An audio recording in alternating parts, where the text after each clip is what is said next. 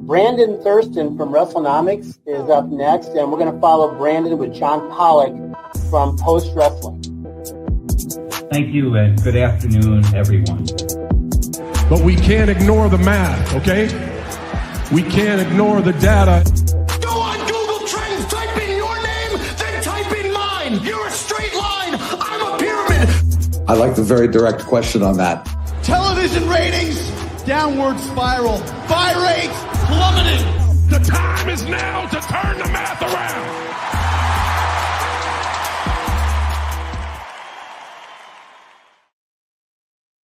Hello, everybody. It is John Pollock, joined by Brandon Thurston. It is Slammiversary week. It's also G1 week. It's also UFC 318 week. I mean, there's always something happening the weekend ahead of us. But how are you, Brandon? How is Buffalo, New York? It's fine. It's very hot. It's about 90 degrees right now, Fahrenheit. That's real hot. Celsius too, I'm sure. It's all right. It was a big weekend this past weekend, and I heard you were even trying to spoil. You're trying to spoil some upcoming events for WWE. Is that true? Oh my gosh, yes. It's been it's been a wonderful reception. So, are you getting a strong reception for that? I don't read mentions, so I'm sure it's I'm sure many people are using my name in only the highest pristine ways online as always. But yes, there was a spot on Saturday night's main event involving Seth Rollins, where everybody was very concerned that the man had blown out his knee here on live television. And that is the story that Seth Rollins actually just commented on the Rich Eisen show, that he does not have a full diagnosis of the injury, but he thinks it's bad and he's going to be out for the foreseeable future. It's a shoot. He's saying it's a shoot. Did he say the word shoot? That's what he is saying. Now, unfortunately, I cannot unwind time and divorce the fact that 2 days prior, I was told to look out for an injury angle involving Seth Rollins on Saturday. And that is what I've reported. I was told this on Thursday. That happened on Saturday. So do I believe that he injured himself in that moment on Saturday against LA Knight? I do not. And that is my story. You're doubting his injury? Yes. You're doubting a man's injury. Now, you're doubting the words of a pro wrestler? A lot. As always, there is a lot of various interpretations of all of this. There are the thoughts of, oh, well, maybe he was hurt going into this match. I did not hear anything about an injury going into this match. Could that have been the case? Possible, but I was not told that at all. So I was told injury angle coming up, and that's what I saw on Saturday, and that is what I believe happened. And, you know, it's been a very calm response afterward, and that is that. See what happens. It's probably like your week when you noted that WrestleMania was moving locations. Let it play out. We'll see if Paul Levesque comes out and does a big speech on Friday. Yeah, we'll find out if he does another hostage video where he can come out and just encourage everybody to New Orleans another year. We'll be coming back eventually, but we are coming out of All In weekend / WWE overtaking Atlanta for the weekend, or did they? They had to compete with Major League Baseball, Beyonce, a lot of things going on in Atlanta this past weekend. Who won the weekend? Beyonce. Beyonce won the weekend. I think she drew the biggest crowds by far. She drew huge crowds each night to Mercedes-Benz Stadium, well outdrawing anything that AEW or WWE came close to this past weekend. So there you go. If you just clicked on this show for the title, that is your answer, everyone. Okay, so Beyonce wins the weekend. Brandon, did you take in any of the 20-plus hours that WWE and AEW pumped out over the last week? Well, I haven't had I've heard the AEW show just ended just before we came to air here, so I haven't had a chance to watch that yet. I did watch the main event of Evolution, and that's it, I think. That's the one match you took in all weekend long? Yes, there was a request in my home to watch that match, so we watched that match. Well, let's start with AEW All In Texas. What was the final WrestleTix number that we got? A week ago, Tony Khan had stated that they were approaching a $3 million gate. We have been told through a very high-up official at AEW at AEW stating that they did, in fact, hit the $3 million mark for their gate at Globe Life Field. Yeah. The last estimated distributed from WrestleTix was 25,671. So if the gate was around 3 million, that comes out to you can figure about an average ticket price of 130, which is based on what Tony Khan said earlier in the week, that adds up. You can get to knocking off about 10% for comps, and you can get to a roughly $3 million gate doing the math that way. I didn't see the press conference, but he did state afterwards that when all is said and done, he feels the number would be around 29,000. We will see if we get a actual finalized number. It does bring up the question for I know at sometimes. What about the turnstile count? Well, I mean, those are the two words I think they are. I did. Now before everybody gets to get it out there. Up. Get it out there. Put all the heat now on Brandon. Okay, I've worn it for the last 3 days. Now you can take it over. Put your phones down. Stop tweeting me. I have called. I called the police. Okay, I called the police. You call 911? No, I called the non-emergency number. I called the media relations representatives at the Arlington Police Department, who have given us turnstile counts in the past for WrestleMania 32 in 2016. And I said, you've done this before. Do it again. We need the turnstile count for this, or whatever attendance information you may have for this event. And they said, I'll read you exactly what one Tim Ciesco, media relations representative for the Arlington Police Department, wrote back to me. He said, "Hi, Brandon. We would refer you to AEW for specific attendance figures you're looking for, because AEW loves to give me specific numbers. Our department does not tabulate or track those numbers. Whenever we host an event at one of our stadiums, organizers will provide us with a general estimate for attendance so that we can determine the appropriate police staffing levels for the event. I can tell you the estimate for this event was between 25,000 and 30,000. But for more specifics, you would need to contact AEW." Okay, so we've got a range at least. I'm curious, though, if when they hit that email, like an alarm goes off, it's like the Brandon Thurston alarm. Yes. I don't know. I mean, they gave me information in the past. And again, the language here is the estimate for this event was between 25,000 and 30,000. That's consistent with WrestleTix. Maybe they're just watching WrestleTix. There are different flavors of attendance, of course. There is the number of tickets distributed, which is what WrestleTix estimates. There is the number of tickets sold. There are the number of tickets that are scanned, aka the turnstile count, which is always at least lower than the number of tickets distributed. Yeah, WrestleTix, it's a combination of sold tickets, complimentary tickets as well. I mean, typically, like the rough estimate we go with is, 10% comps for shows. You might get a little more, a little less for shows, but like 10% is like a decent estimate here, unless somebody wants to just. And what about the records requests? A colleague of ours has already alerted me that he has performed a records request, and it has been responded to already, but they do not have any all-in attendance information.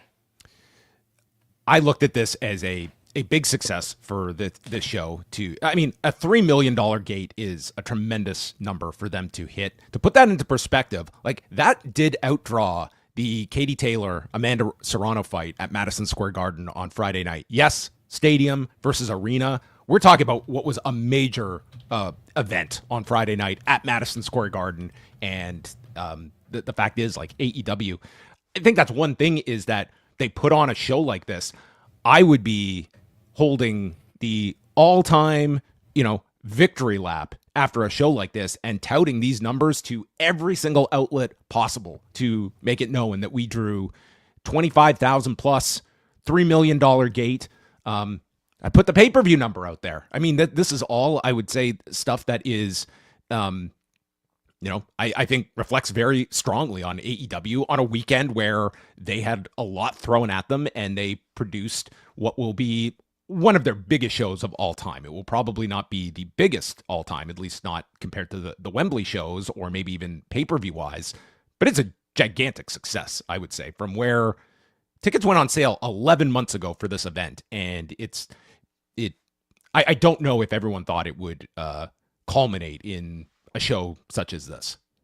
Yeah, and to be clear, you've been informed by an AEW source that it did reach 3 million. That's not something we're. That is what I was told by AEW. Okay, and I did look at like everything that WrestleTix has estimated, just to get some idea of what the progression of tickets distributed is like for people watching in video. And I mean, if you compare it to some of the other events of the weekend, I guess it's not a great x-axis to look at, but there is a noticeable uptick, especially in the last few days, to get to just over 25,000. So this isn't like an exponential curve, but there was some decent growth towards the end. Where do you look at, for AEW, do you feel that there is enough here for a big show like this, that there is positive momentum coming out of this show? I mean, they now go into this 6-night residency in Chicago. I mean, it's they're running pretty small crowds here. Yes. So how many shows are they doing in Chicago? They're doing 6 at the Aragon Ballroom. So okay. It's not a gigantic venue that they are running for this residency. But that's going to be the question is, I think, number one is how this show did on pay-per-view. That's a major factor in all of this, if it reflects the other metrics attached to the show. And if they take this and there is a trickle-down effect to their live events coming out of this show, and if they can kind of ride something with all the positivity that seemed to be derived from this show over the weekend and the lead up to it that generally was very well received. Yeah, I mean, since especially say Q2 of this year, there has been a stabilization of certain consumer metrics, including TV viewership, even though we know that Max is out there and there's another way to watch the show beyond traditional TV. And attendance, Dynamite numbers have flattened out and even kind of gone up over time in the last several months. So the narrative of the last 2 years to me has been WWE up and AEW down. And we're finally seeing, I would say WWE has maybe sort of plateaued in some of its metrics. You can talk about TV and that gets complicated. But we're seeing AEW tick up a bit after a couple of years of pretty steady decline in terms of fan interest. It was a long show. This was the longest wrestling show, I don't know, of a major pay-per-view of all time. We do have a chart here, this one to share. And I've even made a second chart, this one, to show that this was an 8-hour show. Did you watch all 8 hours of this? Well, the 0 hour was 2 hours. The first of which was pretty much just all features and interviews. So like wrestling, it was like 7 hours altogether, with like the second hour of 0 hour, which, I mean, maybe that's a pre-show that needs to be updated. I mean, it's 0 hours, would it not be? And then a 6 hour pay-per-view. 6 hour main show. So I went to Triller and I scraped all of their listings for pay-per-views and got all of this information as well as some of the pre-show information. And this was a 6 hour main show. And there's never been anything like this, even in these AEW shows that are historically pretty long. Like, I don't think there's none that are 3.5 or under. Most of them are 4. I know we got All Out 2019 was 5 hours. Does that sound right? And so that had been, I suppose, the longest one, Double or Nothing of last year, going with the pre-show just over 6 hours, but 8 hours. But it was okay. Main show, 6 hours. That's asking a lot of your fans, isn't it? Even if this is a great show, which I understand, we can talk about it too. Like, this was a really well-received show. If you look at Cage Match, just for one example, which has got 500 votes here, it's a 9.1, which is a really good Cage Match rating among the diehards here. But that is a long time to do anything. 8 hours. It was a long show, but that crowd, like the last 3 matches, like that crowd was with those final 3 matches. They went with Tony Storm, Mercedes Moné, followed that with the Okada Omega rematch, and then like the peak of the show, like that explosion for Page's win. Like you can't say you burned this crowd out. Like, there was a middle portion of the show right after Adam Cole's announcement that he was out for the time being, that it did seem to kind of take the life out of the crowd, and it did keep them down for a little while, and then picked up in the tag title match, or just the straight tag with Swerve and Ospreay against the Young Bucks. But I mean, I am the first to complain about lengthy shows, and this was a long one, but I would say overall, I don't think the time did not serve as a detriment to people's enjoyment of the show. But when we were talking last week, like, we were discussing, like, is there any chance this bleeds into Saturday night's main event? It went up against the whole first hour of Saturday night's main event. So you did have that first hour going against Okada Omega and the Hangman Page, Jon Moxley, Texas Death Match, because this show didn't end till around 9 p.m. Eastern time. And we do have half hours from Programming Insider. So if we look at, say, the first hour of Saturday Night's Main Event, where they did 1.47 in the first half hour, and then they did 1.39 in the second half hour. And does it grow after that? Not really. 1.36, and then for the end with Goldberg, it gets up to 1.47 million. So you don't see an obvious impact, I would say, there from all in. I mean, it was a pay-per-view. It's not as if it was on traditional TV.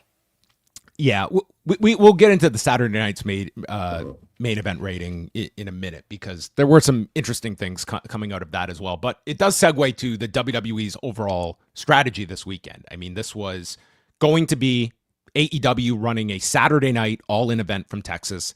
Then it was the addition of Saturday night's main event. So AEW pivoted, moving their card earlier in the day to an afternoon start time. Great American Bash pops up. That would run head-to-head with All In. And then on top of it, adding a third show that weekend with Evolution on Sunday. Leaving Brandon with the decision, there is one match I will watch all weekend long between these four events, and it would be on Sunday night. So final numbers that we had, again, courtesy of WrestleTix, was Great American Bash at 729 tickets distributed at Center Stage. And then for the two shows at State Farm Arena, Saturday night's main event, 12,350.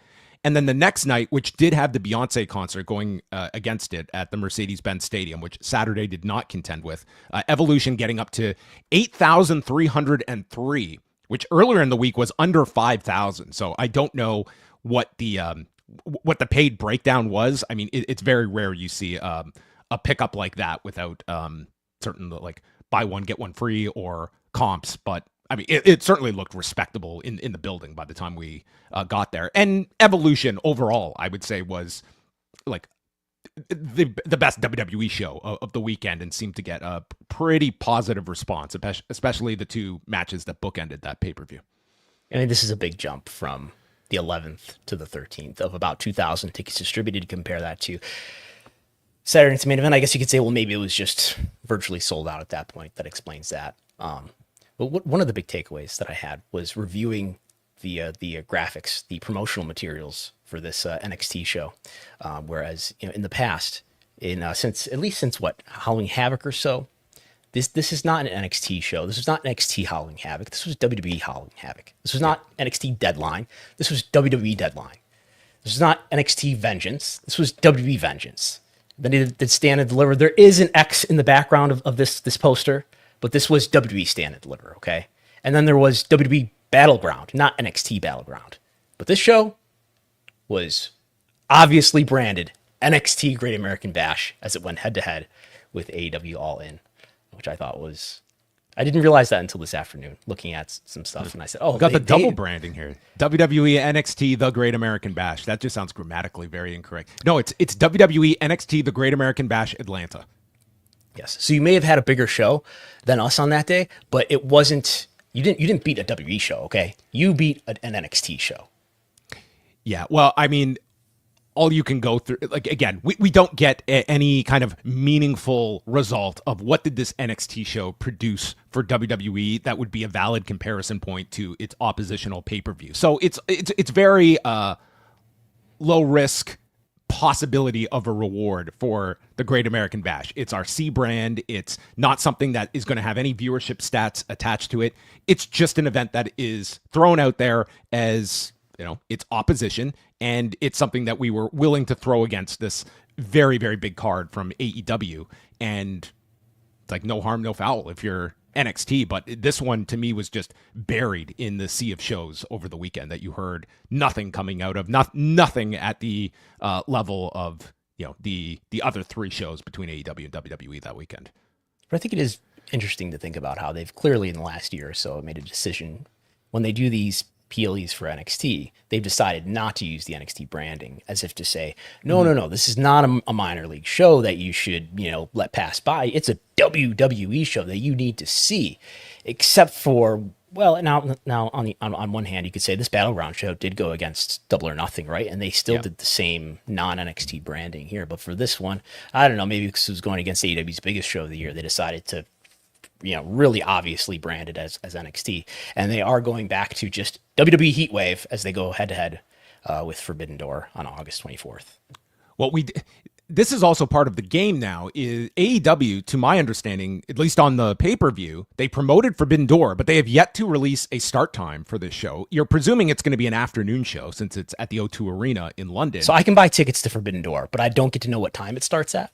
That's my understanding, that they have not put out the time yet. And correct me if I'm wrong there. Heatwave will be an evening show in Lowell, Massachusetts. So we do know that. These will be running on the same day. And we will see what the extent of the crossover is. But I think it's almost less about just the direct head-to-head. I think it's like the strategy is just of a lot of fans. It's going to be picking one show over the other. And I think part of it, too, is going to be the fact of, are you going to spend $50 for what will probably be an excellent wrestling show, but it's also going to be, a sizable part of your day versus, your Peacock subscription gives you an NXT event. And for some people, maybe that's the fill that they want out of their day. 2.5 hours is what they're willing to spend. And if it results in like 10% of people that opt to not buy an AEW pay-per-view, that's enough for us. Like, it's not as though we're, mortgaging too much of our business to put this show on head to head. Like, all it is chipping away. And I think everyone is becoming savvy to what the purpose of these NXT PLEs are becoming now as oppositional tools. We do have a start time here listed of 1800, which is 1 p.m. Eastern time. And that I do see similar on the Live Nation. Okay, so they sales website, because they didn't list the time when they promoted, when they had the ad on the pay-per-view. But yeah, 1 o'clock, you would think that they would not be running that show past 7 o'clock Eastern time, I would hope. Right. I don't know that there's a start time yet for Heatwave, but I will look while we talk here. I had seen like doors 6:30 or so. So you would think like a 7 o'clock start time, which would be the usual one. But I guess everything is time subject to change. Well, coming out of the weekend, Brandon, I mean, do you feel like this is going to be something that we revisit? Like, was this weekend the extent of this whole strategy something that is going to be replicated on a fairly often basis? And what do you see as, like, if you are AEW, are you going with the idea that this is going to be what you're going to have to contend with for most of your shows? I would think so. Yeah, I would expect it. I would expect them to put an NXT show opposite your pay-per-views whenever whenever it's not terribly inconvenient, or maybe when it's kind of inconvenient for them to do so. They did it with Double or Nothing, and I think that they're going to do it with Forbidden Door, and I expect them to continue to do that, especially with NXT. That's kind of been the strategy since 2019, is to take this product that's, it's, as you said, it's limited risk. If they beat us, well, if they just beat our minor league. If we beat them, our minor league is better than them. Yeah, and like what even is defined as beating them? Like, what are we even judging this by? Spin, I don't know. Yeah. Like, however we can spin it. Like, you're coming out of it, and it's like anyone can come up with their own conclusion. Like, are we comparing show quality? Are we comparing, like, buzz online and Google Trends? Like, where we don't even have, like, a way or just anything defensively that you can do to, bring their pay-per-view buys down a little bit. Wow. I think that's probably the goal, is just to, like, it's not about one weekend. It's about a prevailing strategy of just chipping away and putting obstacles in front of AEW. And it's one that, okay, one weekend they do well. They're not always going to have their biggest show of the year. And there are going to be other examples where maybe it does get hurt more. Like, does WWE put at some point like a main roster PLE against one of these shows? Like, how far in do they go in terms of, forcing the fan to pick one over the other, and what is going to make the biggest dent? We know what happens when a Collision goes up against a WWE show. It is a different case when you have your big stadium show of the year. Yeah, I don't see them ever going out of their way to put their biggest show, to put a main roster pay-per-view PLE against AEW, because there's just too much to get impacted there, right? That's why NXT is sort of the perfect bulwark. If it impacts you, it impacts one of your biggest products as opposed to your minor league product. It would have been like AEW opting to stay on Saturday night. It's like, yes, we are standing up to this tactic, but we're harming ourselves by doing that. And I think that is where, you are in this competition. But if it's going to hurt your own product, that's that's the point you probably, for both companies, don't want to be venturing into. You know, what crossed my mind was, looking at the length of All In. Maybe that was a calculated strategy on AEW's part to exhaust the wrestling fans, to give them an 8-hour show to watch throughout Saturday, so that they were so full of wrestling by that point they didn't want to watch Saturday night's main event. They wouldn't want to watch W Evolution, much like WF running like Nashville all night the night before Wrestle War '89, so that the wrestling fans would be so tired of Nashville they wouldn't want to go to the pay-per-view tomorrow. That happened here once in Toronto in 1999. WWF ran, not that they ran way into the late hours of the night, but they had a big house show at the Sky Dome. They used to run house shows at the Sky Dome here. And then it was the night before a WCW pay-per-view at the Air Canada Center the next day. And it was very, very similar. It's like before the Mayhem show, the late 90s one? Yes. Really? Yeah, still at that point. Wow, okay. Yeah, WWF ran a really big house show the night before. Okay, let's talk about the rating for. Let's start with Saturday night's main event. It was the most interesting number of the past week. They ended up doing 1,425,000 viewers and a .33 in the 18 to 49 demo on NBC. This doesn't include the streaming information on Peacock. It was down 28% from the May 24th edition of Saturday night's main event, which did a .54 in the demo. That was the show that featured John Cena wrestling and a cage match with Drew McIntyre and Damian Priest. What was an interesting number was males 18 to 49 from that May show, which was the biggest Saturday night's main event they've done in this current iteration of the brand. Males 18 to 49 were down 56% from May. And do you look at that as just May was that much bigger of a show? Like, that's the one category do you look at as anything that an AEW put even a dent into that particular demographic? Or is that stretching things too much in AEW's favor? It could be. And I think we do have, no, we don't have breakdowns by gender. No, we just by age. It could be. I mean, like Goldberg's retirement match should be pretty big, right? That seems like a big event, especially when you think about how big, say, Sting's retirement was for AEW. You'd think the retirement of Goldberg would be a big deal, but that was the peak in overall viewership, and the demo was the final half hour of the show. So, I mean, and AEW was over by the second hour, so that was they had all the fans coming out of that particular period.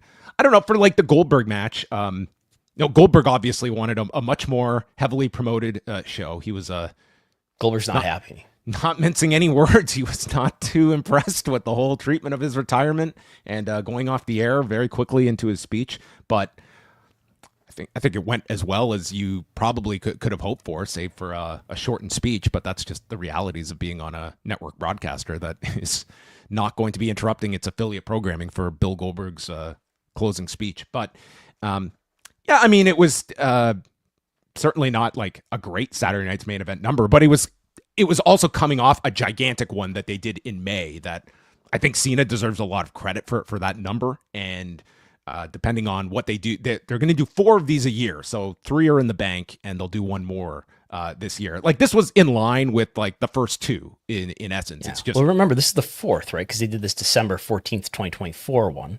Right. They did December, January, May, and this would be the 4th one, but they will do 4 this year, I believe. Right. It's quarterly. So, like, this was just in line with, like, the first couple, and then May was just so high that the drop-off was significant when you're comparing this was, show to show. In the demo, this did exactly what the January one did, but in terms of total viewership, this was the lowest one, slightly lower than the one in January. So, that was the Saturday night's main event data for the particular week. We can also go over SmackDown here while we're at it, ratings-wise. 1,399,000 viewers and a .37 in the demo, which is up from a .32. The prior week was the 4th of July holiday. Not that this week's number was gigantic either, but in the latest on the state of television, a .32, that was good enough to be first on television in the demo on Friday night. Yeah, and it beat out some sports as I have it up here. It beat out baseball on Fox. Mm-hmm. Their nemesis now, Fox, beat baseball, as well as UFC, which is on cable, right, with the fight night, or is it prelims? Saturday was the UFC card. What am I thinking? Okay, I'm thinking Saturday's main event was also number 1 in the demo. Correct. Yes. Yeah. So that's what they had going up against them on Friday.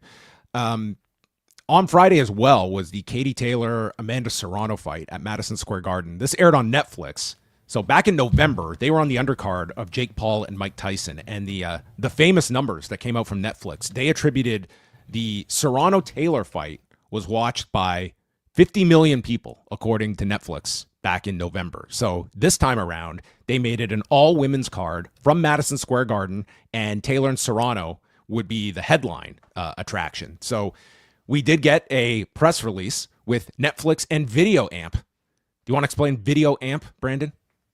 Video Amp is like Nielsen, but better if you're trying to get a higher number. We do have one like-to-like measurement. I believe it's the Golden Globes. While Paramount was on the outs with Nielsen, they did have Video Amp measure the Golden Globes, and then the Golden Globes were also measured by Nielsen. The difference was Nielsen measured it about 8% lower than Video Amp did. And we know that Video Amp measured, what was it? Was it 4.9 million viewers? I'll look it up, for the debut of Raw on Netflix in the US, live the same day. It was 5.9 million global viewers for the debut of Raw. So they put out this press release, and they only gave us data for the main event between Taylor and Serrano. This was like a 4.5 hour stream on Netflix. So I don't imagine the undercard was garnering a ton of attention in comparison to the main event. But the average minute audience for Raw, for Raw in the US, it was 2.6 million households, which I figured if you say there's 1.3 or 1.4 people per household watching, that gets you to about 3.6 million viewers. Anyway, go ahead. Sorry. Okay, gotcha. So the average minute audience, they stated, was nearly 6 million live +1 global viewers for the main event from the opening to closing bell. And they also gave a audience of 4.2 million viewers in the US for, again, the main event from opening bell to closing bell. And so that is our comparison point. So this fight would have been, they're saying nearly 6 million. So it would basically be in the same neighborhood of that first episode of Raw at the Intuit Dome, which again was 5.9 million global viewers that Netflix pumped out. So they're saying 6 million viewers worldwide. Imagine the vast majority of that is going to be live, right? But then they put in their top 10 list 2.8 million global views, which is more comparable to households, because that's just looking at accounts. So you're talking about almost an average of 2 people watching per account, I guess, something like that. So I guess that's believable. Yeah. Yeah. It ranked first on Netflix in Ireland. It also ranked in the US, Australia, New Zealand, among the 43 countries that it ranked in. So, and this did a gate of 2.63 million at Madison Square Garden as well. So, I did watch this fight on Friday night. I assume you were not watching this boxing event. I was not watching. I did see the first fight though. You watched the first fight? Okay. Well, the one under Jake Paul. Oh, sorry. I thought you meant the first fight of the night on Friday. You were tuning in for the prelims. No, I understand what you mean. Okay, those were your that was your boxing report, everybody, for Netflix comparisons. So next, we're going to move on to this analysis that came your way, Brandon. Do you want to give any setup to this? JP Morgan put out an almanac on sports rights, which is like a 100 and some odd page PDF. If you have a JP Morgan Chase stock account, even if you put nothing in it, you can get access to this report. It'll be exclusively for you, though. And it's got a lot of really good information. It's written by David Karnofsky, who also covers W stock, TKO stock, and has done so for a number of years. So a familiar person to avid viewers and listeners of TKO earnings calls. So I did go through this. It goes through pretty much every major sports league or promotion out there, including the WWE and UFC. We'll focus on the WWE. And there were some interesting takeaways here. They went through like what are the estimated value of all of WWE's media deals with Raw on Netflix, SmackDown on the USA Network, NXT on CW, and the PLEs on Peacock. which is what they are kind of looking upon as the next big deal for WWE to negotiate once their deal is up in March with Peacock. Anything in terms of this that was, I mean, a lot of these figures, they were out there already. Nothing that was too striking in terms of the value of these deals. Yeah, no, this is right to me. All these numbers we know. About $500 million. He's got 520 million AAV for the Netflix deal, which I think is something that TKO has said. It's not just 500 million AAV. It's 5.2 or whatever, 520 million AAV. 25 million for NXT, 287 for SmackDown. That's what CNBC and I believe the Wall Street Journal both reported at the time when that deal was announced, and 200 for the deal on Peacock, which is what was reported when that deal was announced. And he sees incremental interest, a little bit of extra interest for the PLE deal, which is going to be expired less than a year from now. So could be a deal, being made at just about any time, whether it be Netflix, whether it be Peacock. When we had Richard Deitch on here a few months ago, he feels like, Peacock probably not likely to renew, but it would make a lot of sense for Netflix to go after it. He also explores the idea of ESPN and even Paramount Plus. Yeah, they even threw out like Disney here as like a wild card in all of this. That seems like a tough fit to imagine with Yes. WWE, but I guess their argument was with ESPN's upcoming direct to consumer streaming app that they're going to be launching, like they'd be looking for content of this. Amazon is mentioned, which makes some sense.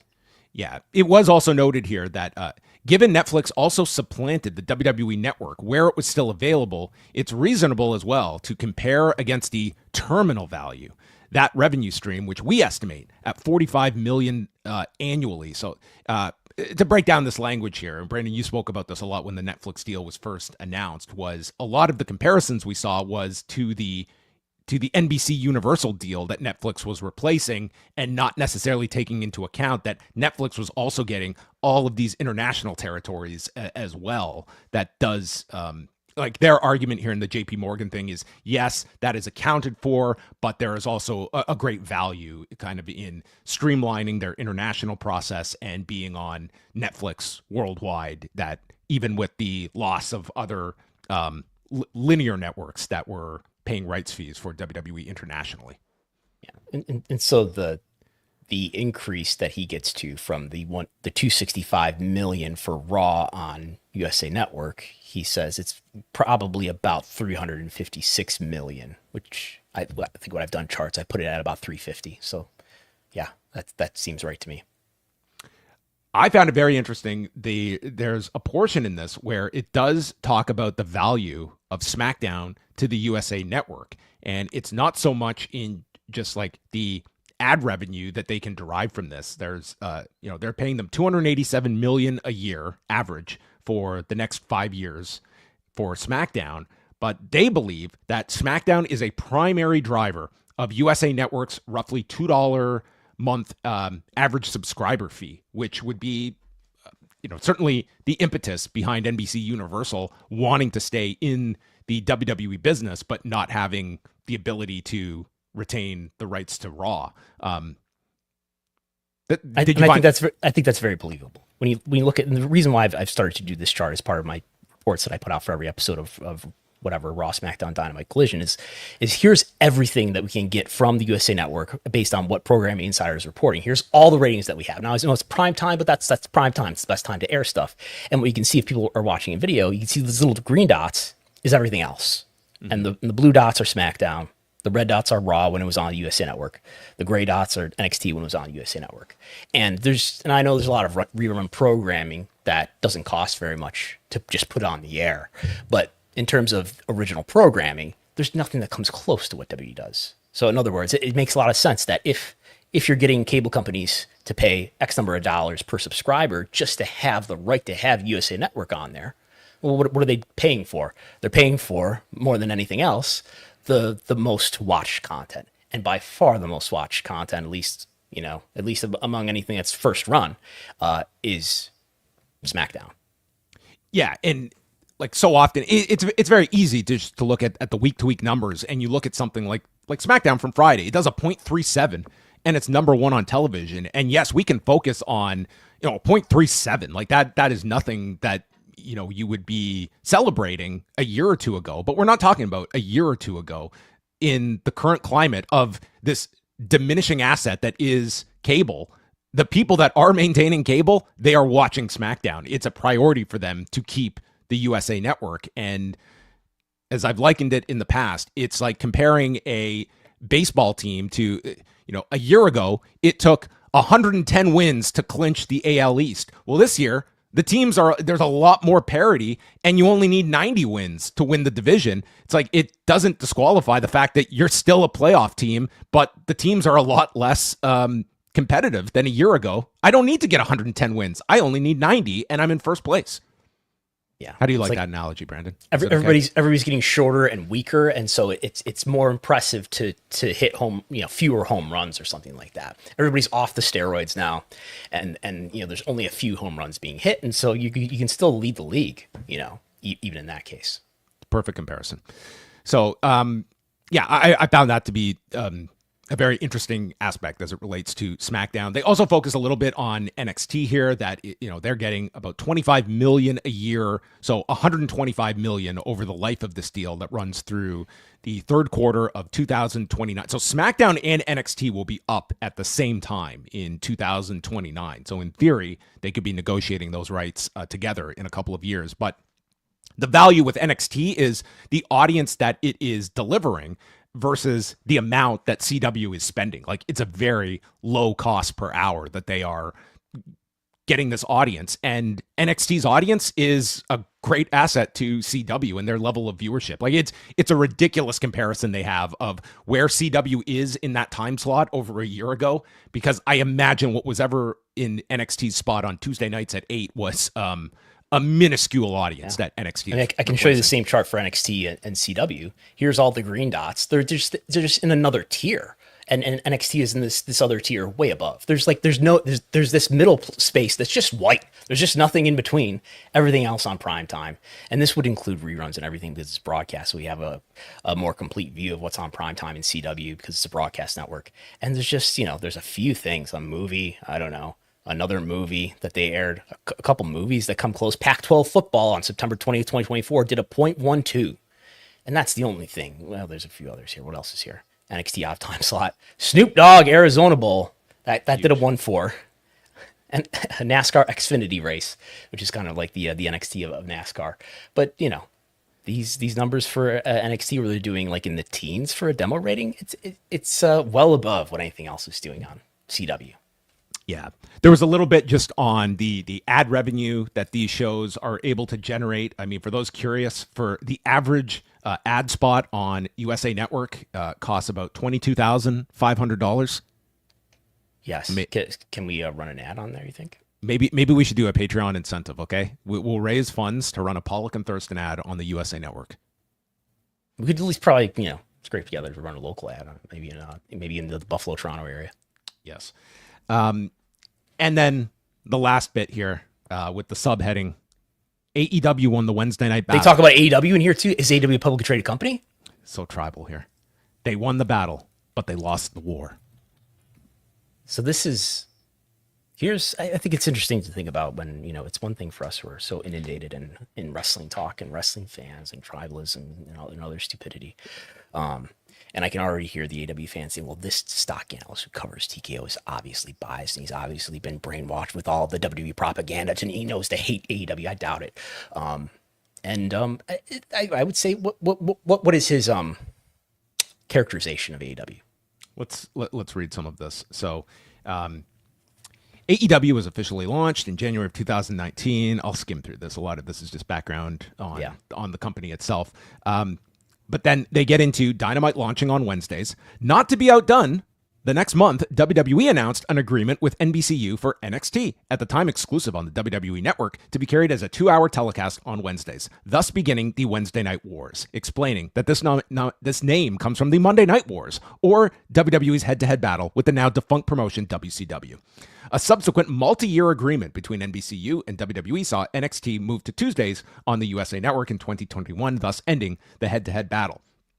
As highlighted, Dynamite held a consistent lead on NXT in terms of viewers and P18 to 49 ratings over the Wednesday Night Wars period. The gap widened after Dynamite moved to TBS in January 2022, which prevented preemptions from the NBA playoffs. Starting in mid-2023, though, audiences for AEW began to decline and have remained on a downward trajectory since, with NXT outdrawing Dynamite by approximately 100,000 viewers since a move to the CW.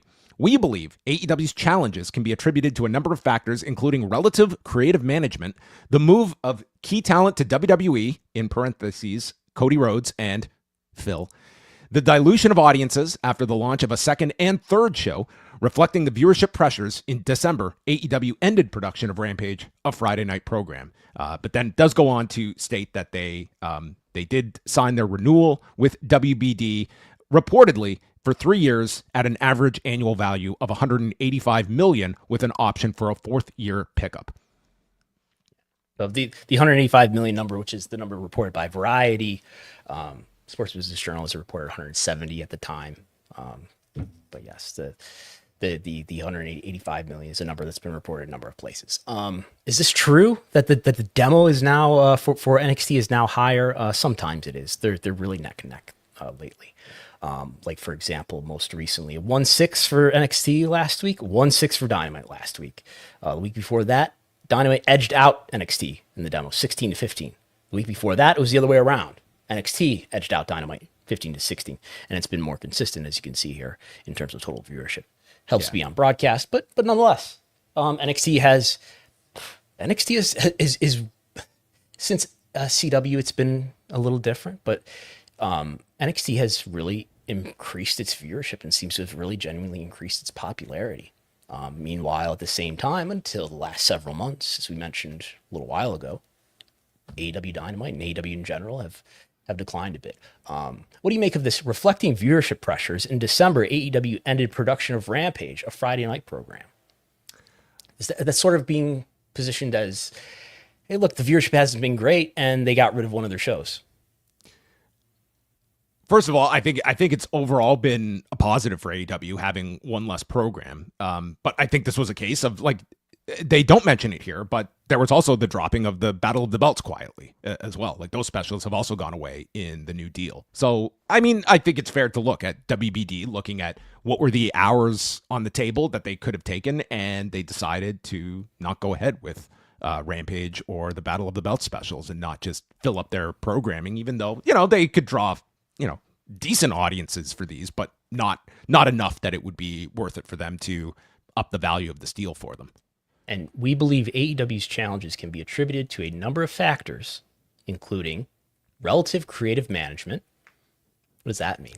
I like that. I like that. That sounds like the Young Bucks' new finishing maneuver. I like that corporatization, euphemization of Vince is gone, and the creative's gotten better for WWE, and people are more interested in it because of that. And I think AEW had creative challenges at the same time. The move of key talent to WWE, Cody Rhodes and CM Punk, yes. Not wrong. And the dilution of audiences after the launch of second and third show. I don't think the launch of Rampage had any pressures on AEW's audience. That was August 2021, and that coincided with the arrival. CM Punk debuts on the second Rampage, and AEW goes through its best period during that summer and into the fall. I don't think Rampage had any negative impact when it was launched. With Collision, you can argue that additional 2 hours, did it siphon off a bit of the audience on Dynamite? I think you can make a bit of that argument if you choose. And I think, Cody Rhodes leaving ended up being, I think, it was a big deal at the time, but far bigger than I think even people anticipated his departure was going to have. Not just a loss for AEW, but such a boon for WWE to position him in such a high fashion. And with Punk, I mean, there was just so much residual damage done in the wake of his departure, and again, also being a big asset to WWE. Like, these are arguably your two top baby faces, and throwing Roman Reigns there, and two of them coming from AEW. Big oversight here, though, does not mention the re-airing of the All In security footage. That you're sure that's not on the next page? No, it's not. That was not mentioned here. But Cody and Punk did go, and now they're fulfilling their social responsibilities in Riyadh and Jeddah. And yes, that is right. Cody commented on Saudi Arabia this week. I heard that he did. Yes. Are you responsible for this gotcha culture? I'm totally responsible for this gotcha culture, where everybody wants to just find out what your political leanings are and then punish you for it, cancel you for it. That's what it's really about. It's not about all this stuff about killing journalists or, making sure that women have permission before they can be married or divorced. That's not what this is about, okay? It's about just trying to score points on social media, and that's all you should really, view this as. You should not view it as, a discussion about human rights. You should just view it as, a social responsibility to get paid $50 million directly from a government that sometimes kills its journalists, and just it's changing the world and giving entertainment to people around the world wherever they go, and sometimes they just get paid 2 or 3 times a WrestleMania gate for it. Did he also not state that this company is apolitical? He did. It's apolitical. What is this apolitical company going to be doing next 4th of July? Does Cody remember the time that he attended Fort Bragg along with Tiffany Stratton and the Street Profits, and it accidentally turned into a Trump rally, and the use of uniformed military personnel to assert partisan politics? Listen, if the General Entertainment Authority said tomorrow, you know what, guys, our cash is kind of strapped, we got to end this deal, WWE would still bring this product. They still have to all of these fans. Okay, they would still go because of the fans, just like they stated. Okay, right. I'm not sure what the talking point is yet on why we're canceling so many house shows in smaller markets, but maybe there's just not enough of a social responsibility to go to, to go to North Little Rock or Fargo, North Dakota. Yeah, well, you can also have a smile on your face watching on your tablet. Yes. No, to be in person. It's still there. All right. Very interesting breakdown here of AEW. Well, not so much the AEW. AEW is kind of just inserted here at the end, but a whole breakdown here of WWE and UFC, where we can also mention that Dana White was on one of his favorite podcasts, the Full Send podcast, where he is intimating, he says nothing official yet, nothing to confirm, nothing to announce, but we could be on, pretty much stating we could be on a much more global platform, could be on multiple platforms in this next TV rights cycle. And then one of the hosts just goes, man, Netflix is pretty global, man. That'd be crazy if you were on there. And Dana just laughs at it. So, I mean, this coming after Bella Bajaria attended the last UFC event. So, I mean, that is where things are pointed toward. We will see. Where will this White House event stream, Brandon? I don't know. What are your tax dollars going to bring you? Are you going to have to buy this on pay-per-view? It is funny that a couple weeks ago I said this would be like if, with the what about the United States that you could say does a lot of, human rights abuses. Well, this would be like if there was a wrestling company that was, doing a show to promote the incumbent presidential administration. And then days later. Why didn't we think of this? Why haven't we done this? More evidence that Mark Shapiro was listening. It will be very interesting for an event like that. I don't doubt there will absolutely be WWE representation at this. It sounds like it's going to be by invite only, and I think for sure. So I can't buy a ticket to this? No, I don't think so. Dana said they're going to have to do background checks on everybody, which is going to take up a lot of resources. So maybe that will be maybe that'll be the reunion. Maybe Elon and Donald Trump will come together to watch a UFC event together by next July. Hopefully. And what happens? Donald Trump gets in the ring, to announce the winner and then reveals the Epstein files. Yeah, I mean, I don't want to get into politics here and start talking about the Epstein files. I do. I like to make things political all the time. I like to push that button with people. All right, let's chat about a few more topics here this week. We should get this particular portion of the show sponsored for Brandon, but it's our legal updates. We have case updates. Wesley Eisold, more in the Grant lawsuit. What can you tell us, Brandon? We have minor things that I've not written articles about. Oh yeah, the Kevin Kelly did. Tate twins. So the this thumbnail is flashing. Kevin Kelly and the Tates have. They want an appeal. They want to go to the federal appeals court, which is something that you can do when you're in a district court, federal court, which is where a lot of these cases that we talk about, including this one, they're at the basic federal court district level. And when you get a decision from a judge that you don't like, as these plaintiffs, Kevin Kelly and the Tate twins, now not Andrew Tate and his brother, this is Brandon Tate and Brent Tate. They're appealing the arbitration decision that has apparently sent this case to arbitration. I don't know if anything has transpired or if arbitration has even started. I think it's possible that arbitration has not started, given they want an appeal. Maybe there needs to be an appeal decision before arbitration will start, but who knows? So there was a filing that transmitted the materials here. So I don't think they have to jump through any hurdles here to get an appeal, accepted or anything like that. The appeals court above this court will take a look at it.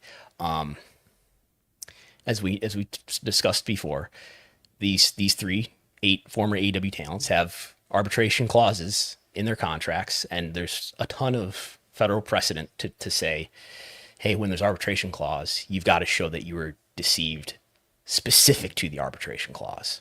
This judge found the arguments that the plaintiffs were making to be too general. That's not to say that there aren't issues with employee contractor misclassification happening in this company and other companies, but there's a lot of case law to support that. When you've got an arbitration clause, it's really hard to overcome it, which is an issue coming to head in the Grant case as well. That will be your legal scholarly book, Arbitration in Pro Wrestling. It sounds like a hot seller to me. I think so. What else do you have on the legal front? Where are we with old Wesley Eisold? Do you remember this case? Yeah. Wesley Eisold, who's a famous punk rock musician? Would you say what kind of musician is he? I'm just a guy. American Nightmare. Well, American Nightmare is like one of his smaller projects, right? In any case, he's been doing the American Nightmare band since the late 90s. He did tour fairly recently in recent years. So there's this dispute over the American Nightmare name when back in the day when Cody was with AEW and he trademarked this American Nightmare name. There was some pushback from Wesley Eisold, and they came to this agreement, I believe for $60,000 cash Wesley Eisold got from Cody, and they agreed that, okay, you can use the American Nightmare name, but when you use it on apparel, you've got to have wrestling indicia. You got to have wrestling indicia, and it's got to be at least 75% the size of the American Nightmare name on the apparel. So you got to have a W logo or an AEW logo or the name Cody Rhodes or your likeness, your face. So there's not much of an update here, except for this case was delayed for a long time, I think including because of the California fires and because there were some amendments to this lawsuit for technical reasons.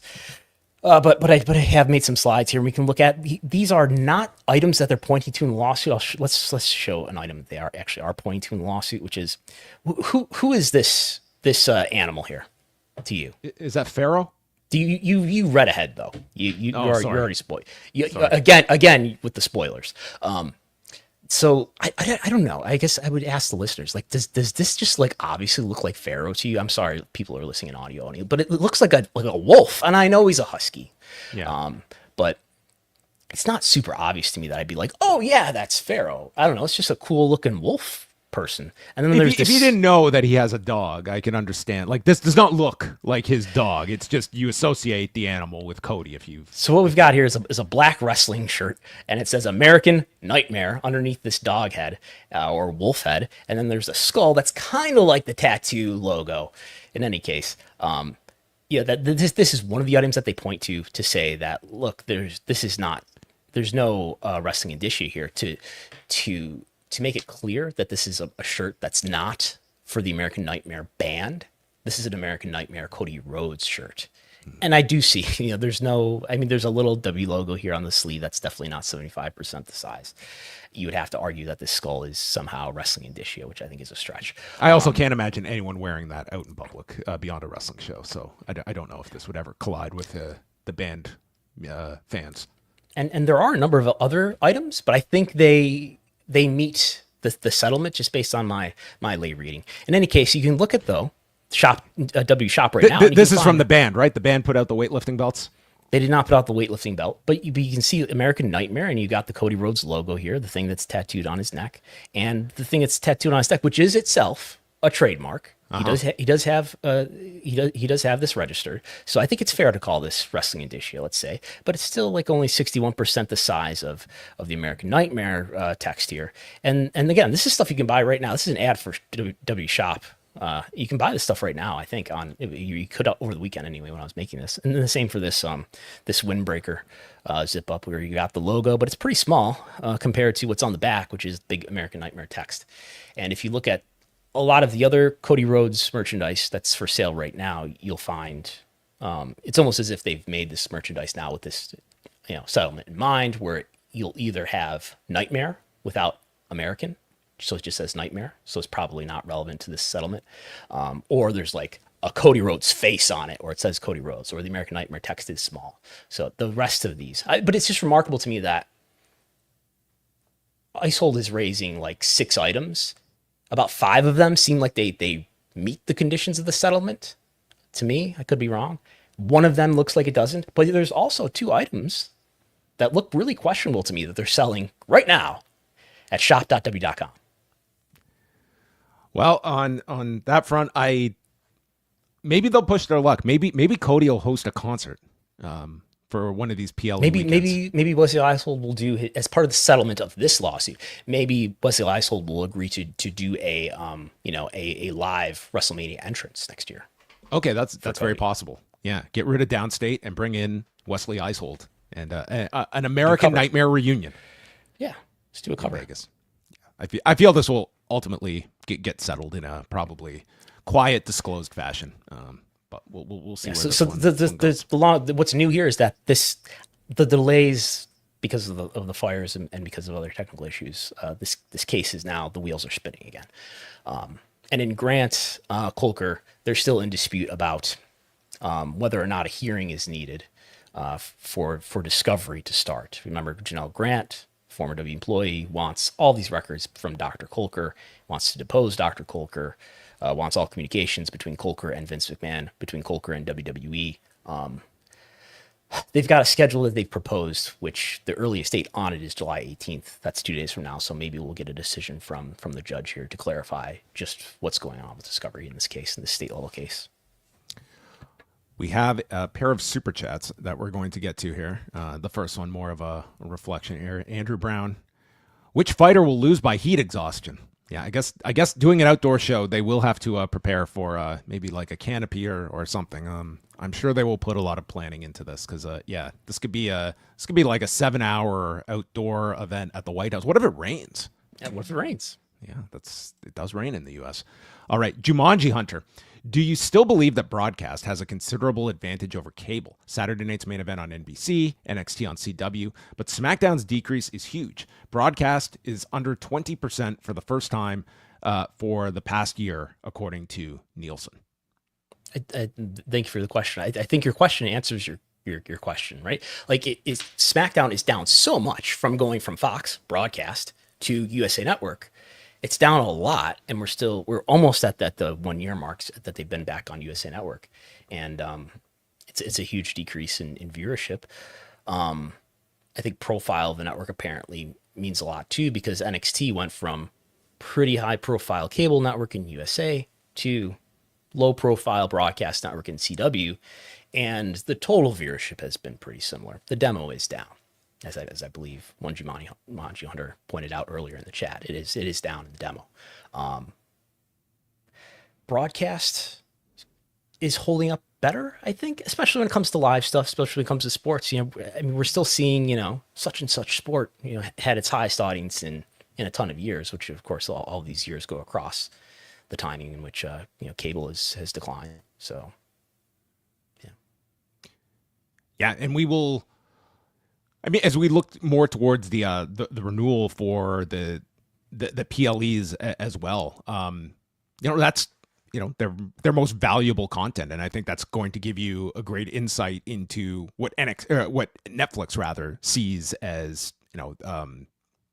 what they have gleaned from WWE in terms of the biggest shows being the platform that we're ultimately going to be able to host. Like, that seems much more in line with Netflix wanting to go after a lot of like big event style events to be able to promote.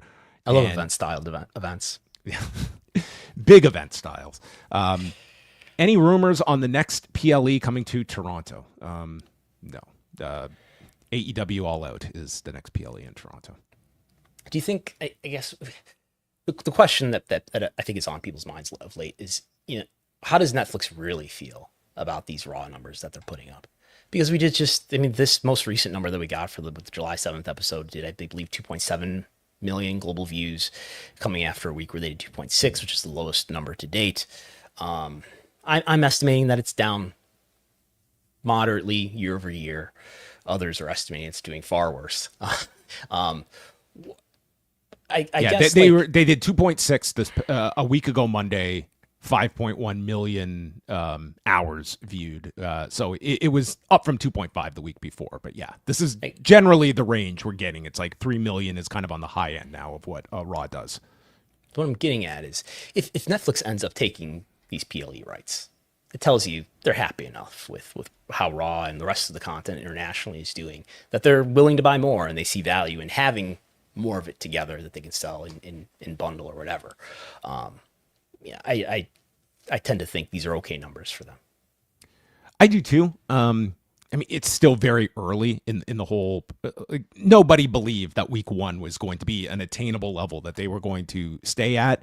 The question is kind of, once you get to that US number, like obviously there was going to be some drop off. Are they happy with that? It routinely ranks in the top 10. It's weekly programming. Like, if you are a WWE fan, you need to have Netflix. Like, there is not the idea of just, if you're just here for wrestling, you're not going to be, picking up the streamer just for a month here or there. Like, you pretty much need to have it in order to follow like the A show on a weekly basis. And you add. Now the question becomes, like, you grab the PLEs, like, are you almost ensuring like that what more value is Raw when you've got the big premium live events every month? Like, you already have those people that you would be hoping to expand your base by adding the premium live events with. Like, are you just supplementing an audience that's already there for you? I think at least one factor is you can sell an advertiser not only ad time during Raw, but ad time during this hopefully highly viewed PLE. I think that there's a ad strategy there, but I get the point that you only need so much WWE content to get and retain the WWE subscriber. All right, on that note, we're going to sign off, but thank you to everybody for tuning in to this week's edition of Pollock and Thurston, as we have hopefully brought you all up to date. Brandon, is there anything in the pipeline that you are working on? Nothing to speak of at this time. Okay. Will you be entering the G1 Climax contest at Post Wrestling? Which is I was hoping it would still be happening. Is it happening? Yes, we are. The contest, the deadline is coming up Thursday night at 11:59 Eastern. So get up by midnight Eastern Thursday night. It's free to enter. You have to make your picks for all of the tournament matches. postwrestling.com/G1 for your chance to become the winner. Can you outbook Ghetto in this tournament as the G1 kicks off this weekend for the next month? I am a former G1 contest champion, so I think you have to defend your honor here in this G1 contest. So there you go. You can sign up again by Thursday night at midnight, postwrestling.com/G1. So look out for that. And then tonight I'm back with Wei Ting right after Dynamite, the fallout from All In Texas as they kick off their residency at the Aragon Ballroom. We are here each and every Wednesday, 1 p.m. Eastern Time on the Wrestlenomics and Post Wrestling channels. And you can follow Brandon's work, patreon.com/Wrestlenomics, or subscribe to Wrestlenomics on Substack as well. And then you can be on top of everything. You can know what the AAV is of every pro wrestling piece of content out there, and you can be that much more. Get those market-to-market comparisons. You'll get the average tickets distributed for each quarter by each event type. YouTube breakdowns for each episode. All those charts we were looking at earlier are in every report for Raw, SmackDown, NXT, Dynamite, Collision. It's just what it is. I mean, it's an eat what you kill world. An eat what you kill world. And then on that note, we say goodbye, and we'll chat with you next Wednesday here on Pollock and Thurston.